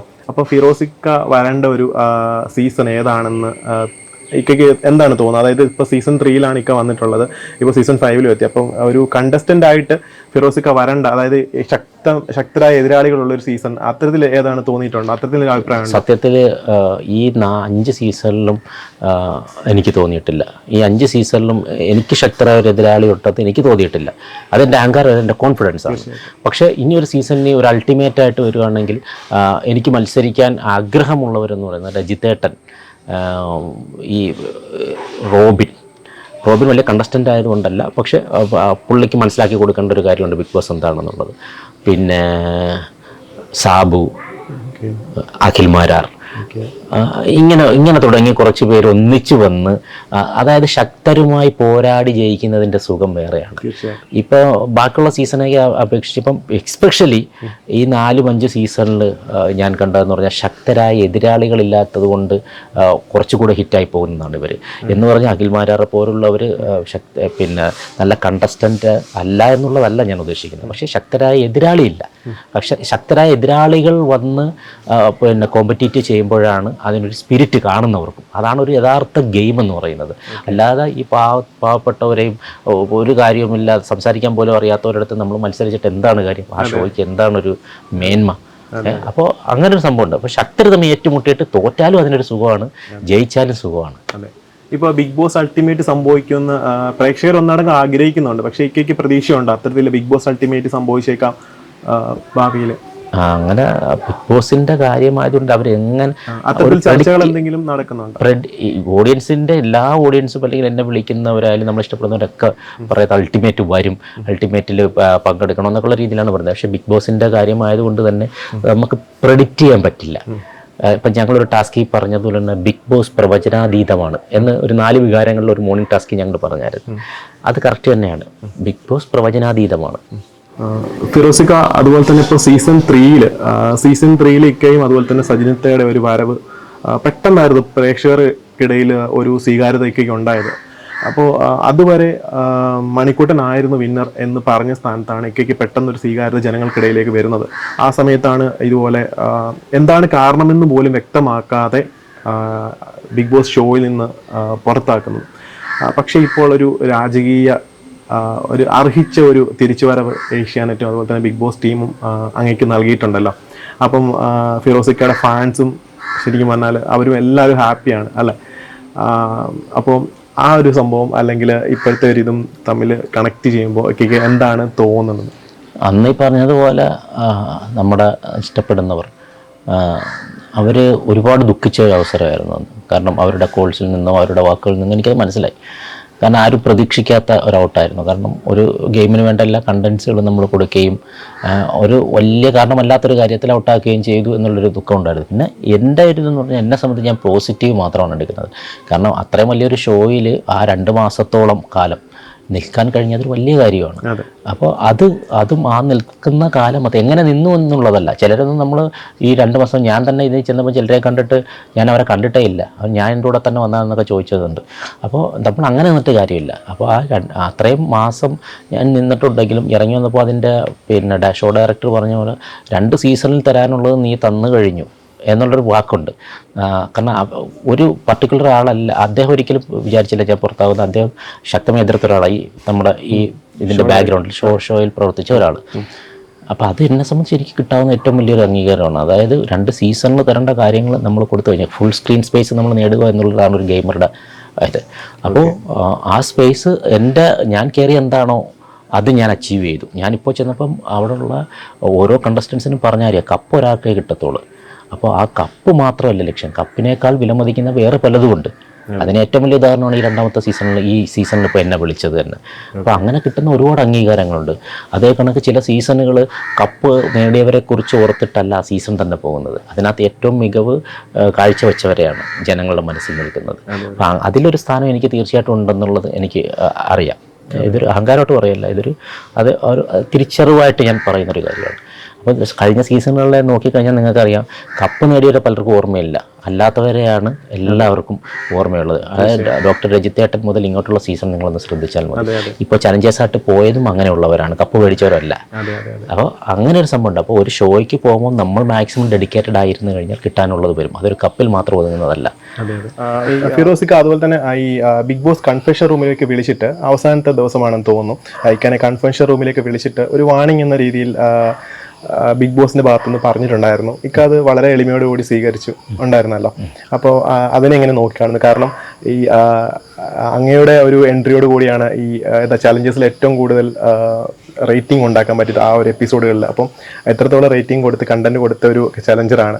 അപ്പം പ്രേക്ഷകർക്ക് അത് അത്ര ഇഷ്ടപ്പെട്ടിട്ടില്ല എന്ന് തോന്നുന്നു. അത്തരത്തിലൊരു വാണിംഗ് കൊടുക്കേണ്ട ഒരു സാഹചര്യമൊന്നും ഇല്ലായിരുന്നു. പക്ഷേ ചെറിയ രീതിയിലാണെങ്കിൽ ഒരു വാണിംഗ് തന്നിരുന്നല്ലോ. അപ്പോൾ അതിനെ എങ്ങനെ നോക്കിക്കാണുന്നു? അതായത് ഫസ്റ്റ് ഓഫ് ഓൾ പ്രേക്ഷകർക്ക് എന്ത് തോന്നുന്നു എന്നുള്ളിടത്താണ് വിജയം. പ്രേക്ഷകർക്ക് ആ വാണിംഗ് കൊടുക്കേണ്ടിയിരുന്നില്ല എന്ന് പറഞ്ഞാൽ പ്രേക്ഷകർ ഓക്കെ അങ്ങനെ കാണാനാണ് ഇഷ്ടപ്പെടുന്നതെങ്കിൽ അത് എനിക്ക് വളരെ സന്തോഷമുള്ള കാര്യമാണ്. പിന്നെ അവിടുത്തെ സംബന്ധിച്ചെന്ന് പറഞ്ഞാൽ ഞാൻ ഒരു ഫൈറ്റ് അവിടെ ഉണ്ടായിരുന്നു. ഒരു ഫൈറ്റ് ഉണ്ടായെന്ന് പറഞ്ഞാൽ അവിടെ ഈ നമ്മൾ ഏറ്റവും വലിയ ശക്തരായ കണ്ടസ്റ്റൻസ് എന്ന് പറയുന്നവർ മറ്റുള്ളവർ പേടിച്ച് നിൽക്കുകയാണ്. അപ്പോൾ എൻ്റെ ഒരു ചിന്താഗതിയിൽ അങ്ങനെ പേടിച്ച് നിന്നിട്ട് കാര്യമില്ല. അങ്ങനെയാണെങ്കിൽ നമുക്കിവിടെ നല്ലൊരു ഗെയിം കിട്ടില്ല. നേരത്തെ പറഞ്ഞ പോലെ ഗോളി ഇല്ലാത്ത പോസ്റ്റിൽ ഗോൾ അടിച്ചുകൊണ്ടിരിക്കുകയാണ്. അത് പാടില്ലല്ലോ, ഗോളി വരണം. അപ്പോൾ ആ ഗോളി വരാൻ വേണ്ടി ഞാൻ പലർക്കും വേദനിക്കുന്ന രീതിയിലും മുറിവേൽക്കുന്ന രീതിയിലും പല കാര്യങ്ങൾ ശക്തമായി തുറന്നടിച്ചു. അതിൽ അവിടുത്തെ എല്ലാ കണ്ടസ്റ്റൻസും ഉണ്ടായിരുന്നു. ഓരോ ആൾക്കാരുടെ ഓരോ പോരായ്മകളും അവരെന്താണെന്നും ഇൻഡയറക്റ്റായിട്ട് ചെയ്തത്. അത് ചിലർക്ക് വേദനാജനകമായി മാനസികമായിട്ട്, കാരണം അവർ തകരാൻ പോകുന്നു എന്നൊരു തോന്നൽ അവർക്ക് തോന്നി. അപ്പോൾ അതിന് തിരിച്ച് അതിനെ മേക്കപ്പ് ചെയ്യാൻ വേണ്ടി അവർ ക്യാമറയിൽ അവിടെ ചെന്ന് ക്യാമറ നോക്കിയിട്ട് അത് അവരുടെ മാനസികമായിട്ട് വേദനിപ്പിച്ചു എന്നൊക്കെ പറഞ്ഞിട്ട് കാര്യം. കാരണം അവിടെ ഒരു അക്ഷരം പോലും ആരും മിണ്ടാതെ തകർന്നിരുന്നൊരു സമയമായിരുന്നു. പക്ഷേ അവിടെ പലർക്കും പലതും ബോധ്യമായൊരു ടൈമുമാണ്. പക്ഷേ ഈ പറഞ്ഞ പോലെ ആ തളർന്നിരുന്ന ആ ശക്തനായ വ്യക്തി എന്നിട്ട് അവിടെ കംപ്ലയിൻറ്റ് പറഞ്ഞു, ഇന്ത്യ അവൾക്ക് എനിക്ക് മാനസികമായിട്ട് എന്നെ തളർത്തി കളഞ്ഞെന്ന്. അപ്പോൾ ആ കംപ്ലയിൻ്റെ അടിസ്ഥാനത്തിൽ, കാരണം ആ ഒരു വ്യക്തി അവിടെ തകർന്ന് പോയി കഴിഞ്ഞാൽ ഒരു പക്ഷേ നിലനിൽപ്പില്ലാത്തൊരു സ്റ്റേജിലേക്ക് വരും. അപ്പോൾ എൻ്റെ ഇതെന്ന് പറഞ്ഞാൽ വ്യക്തി തളർത്തുന്നതിലുപരി ബാക്കിയുള്ളവർക്ക് ഇദ്ദേഹം അത്ര നിങ്ങൾ പേടിക്കേണ്ട ഒരാളല്ല. ഇപ്പോൾ ഇദ്ദേഹത്തിൻ്റെ പോരാടും ഇദ്ദേഹത്തിൻ്റെ കൂടെ, അതാണ് കാണിച്ചു കൊടുക്കുന്നത്. ഇദ്ദേഹത്തിൻ്റെ കൂടെ പോരാടിയാലും ഇദ്ദേഹം രസകരമായിട്ട് അത് കൊണ്ടുപോകും. അതിന് വേണ്ടിയിട്ടൊരു ഇത് ഞാൻ ഉപയോഗിച്ചാണ്. പക്ഷേ അത് അപ്പോഴത്തേക്ക് ഇദ്ദേഹം തകർന്നതുകൊണ്ട് എന്നെ അവിടെ കൺവെൻഷൻ റൂമിൽ വിളിച്ചിട്ട് പറഞ്ഞാണ് നമുക്ക് അധികം അവരുടെ മാനസികമായിട്ടുള്ള സംഭവങ്ങളിലേക്ക് പോകേണ്ട, അതായത് തരം താഴ്ത്തുന്ന രീതിയിലേക്ക് പോകേണ്ട, നമുക്ക് വേറെ ഇതിലെ സന്തോഷം. അതാണ് പിന്നെ നമ്മൾ വേറെ ട്രാക്കിൽ കൂടി പോയത്. കാരണം എന്താ വേണ്ട, അവരെന്ത് പറഞ്ഞാൽ അത് എന്താണോ ഹിൻ്റ് എന്നുള്ളത് ഇൻഡയറക്റ്റായിട്ട് പറഞ്ഞാൽ എന്താണെന്ന് എനിക്ക് മനസ്സിലാവും. അതാണ് അങ്ങനെ ഒരു സംഭവത്തിൽ വരുന്നത്. പക്ഷേ ഈ അവരുടെ മുറിവേൽപ്പിച്ച് ഞാൻ സംസാരിക്കുമ്പോൾ എൻ്റെ ഉള്ളിലെ വേദനയുണ്ട്. കാരണം ഞാനൊരു ഗെയിമർ അല്ലാത്തത് കൊണ്ട് തന്നെ എനിക്ക് അത്ര കോമ്പറ്റീഷൻ ഇല്ല, ആരുമായിട്ട് കോമ്പറ്റീഷനോ ഒന്നുമില്ല, സ്നേഹം മാത്രമാണ് ഉള്ളത്. പക്ഷേ എന്നാലും ഞാൻ പോയിരിക്കുന്ന ഇങ്ങനൊരു കാര്യത്തിന് വേണ്ടിയിട്ടാണ്. അപ്പോൾ അത് ചിലയിടത്ത് എനിക്ക് മുറിവേൽപ്പിക്കേണ്ടി വന്നിട്ടുണ്ട്, എൻ്റെ ഉള്ളിൽ നൊന്നിട്ടായാലും. പക്ഷേ അതെല്ലാം ലാസ്റ്റ് ഞാൻ അതെന്താണെന്ന് അവർക്ക് ക്ലിയർ ചെയ്ത് അവരെല്ലാം ഞാൻ ഇറങ്ങുമ്പോൾ കണ്ണ് നിറഞ്ഞ് എന്നെ കെട്ടിപ്പിടിച്ച് ഉമ്മ വന്നിട്ടാണ് പുറത്തേക്ക് ഇറങ്ങിയത്. അതിൽ പലരെയും ഈ പറഞ്ഞ കണക്ക് ശുചിച്ചേട്ടൻ ഉൾപ്പെടെ ഉള്ളവർ എൻ്റെ അടുത്ത് പറഞ്ഞാൽ അവിടെ വീട്ടിൽ നിന്ന് നമ്പർ മേടിക്കണം, വീട്ടിലേക്ക് വിളിക്കണം. എന്നിട്ട് ഞാൻ വിളിക്കുകയും ചെയ്തു. ശുചിച്ചേട്ടൻ്റെ വൈഫിനെ ആയിട്ടൊക്കെ വിളിച്ച് ഞാൻ സംസാരിക്കുകയൊക്കെ ചെയ്തു. അങ്ങനെ ഒരു നല്ലൊരു ബന്ധമാണ്, നല്ലൊരു ഹെൽത്തി ബന്ധമാണ് അത്രയും പേരുമായിട്ട് എനിക്ക്. അതെ, കാരണം നമുക്ക് ആ യാത്രയപ്പ് കാണുമ്പോൾ അറിയാൻ സാധിക്കുമല്ലോ ആ കാര്യങ്ങളൊക്കെ. അതെ അതെ. ഫിറോസിക്ക് ഈ ഷോ ഇപ്പം നമ്മൾ എല്ലാ സീസണും എടുത്ത് നോക്കിയാലും ഒന്നോ രണ്ടോ അല്ലെങ്കിൽ ഒരു വ്യക്തിയെ മാത്രം കേന്ദ്രീകരിച്ച് പോകുന്ന ഒരു ഷോ ആണല്ലോ. അത് എന്തുകൊണ്ടായിരിക്കും സംഭവിക്കുന്നതെന്ന് അറിയാൻ ഫിറോസിക്ക് മനസ്സിലാക്കാൻ കഴിയുന്നുണ്ടോ? ഒരു വ്യക്തിയെ മാത്രം കേന്ദ്രീകരിക്കുന്നതെന്ന് പറഞ്ഞാൽ ആ ഒരു വ്യക്തി ബാക്കിയുള്ളവരെ ഫൈറ്റ് ചെയ്ത് മേളിൽ കയറുമ്പോൾ ആ ഒരു വ്യക്തി മാത്രമേ അതങ്ങനെ വരുള്ളൂ. അതാണല്ലോ ഈ ഷോയുടെ ഒരു വിജയം. ഈ ഷോയുടെ ഒരു വിജയം അതാണ്. എവിടെ നോക്കിയാലും ബാക്കിയുള്ള നല്ല ഫൈറ്റേഴ്സിനെ, അതായത് ഇതിനകത്ത് മെയിൻ ഒരു സംഭവം ബാക്കിയുള്ള ഫൈറ്റേഴ്സാണ്, ആ ഫൈറ്റേഴ്സിനെ ഫൈറ്റ് ചെയ്ത് മേളിൽ കയറുന്നവനാണ് യഥാർത്ഥ ഗെയിമർ. അങ്ങനെ വരാനേ ചാൻസ് ഉള്ളൂ. 2 പേരെന്തായാലും മേളിൽ നിൽക്കില്ല. അങ്ങനെ നിൽക്കുകയാണെങ്കിൽ അത് ഇനി ഒരു ചരിത്രം വരണം. അങ്ങനെ ഒരു ചരിത്രം 2 പേരും കട്ട നിൽക്കുന്ന ഒരു ചരിത്രം നമ്മളെ മലയാളത്തിൽ ഇതുവരെയും വന്നിട്ടില്ല, ഇന്ത്യയിലും വന്നിട്ടില്ലെന്നാണ് തോന്നുന്നത്.